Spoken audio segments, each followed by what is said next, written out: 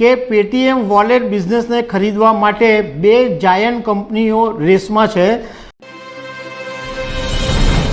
નમસ્કાર દર્શક મિત્રો, 31 જાન્યુઆરી 2024ના દિવસે રિઝર્વ બેંક ઓફ ઇન્ડિયાએ પેટીએમના બિઝનેસ ઉપર કાતર ફેરવી દીધી અને જે અંકુશો મૂક્યા ત્યારથી પેટીએમ ચર્ચામાં છે અને અત્યારે એક એવી વાત સામે આવી છે કે પેટીએમ વોલેટ બિઝનેસને ખરીદવા માટે બે જાયન્ટ કંપનીઓ રેસમાં છે।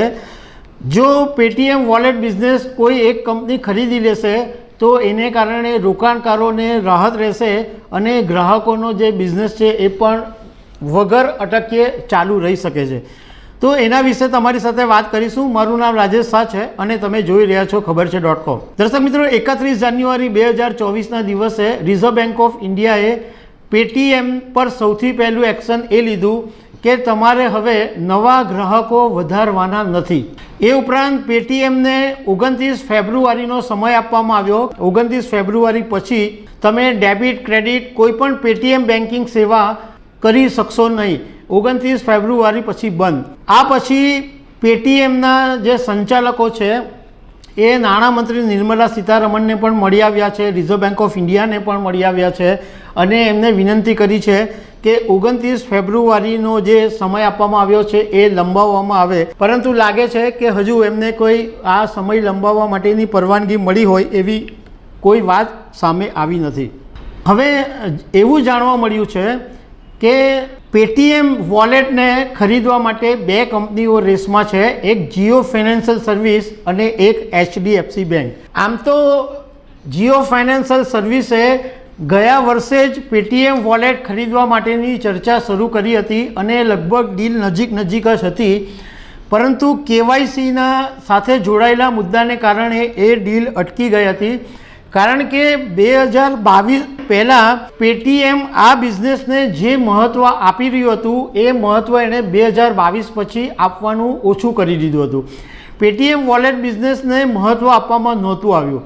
આ બધા કારણોને લીધે જીઓ ફાઇનાન્શિયલ સર્વિસની ડીલ પડી ભાંગી હતી। જોકે તાજેતરની અંદર જીઓ ફાઇનાન્શિયલ સર્વિસે એક નિવેદનની અંદર એવી ચોખવટ કરી હતી કે અમે પેટીએમ વોલેટ બિઝનેસની ખરીદીની રેસમાં નથી, પરંતુ HDFC બેંકની પણ વાત ચાલી રહી છે, કારણ કે HDFC બેંકનું ડિજિટલ વોલેટ પેઝીપ એપ છે અને એના 1.44 કરોડ યુઝર્સ છે।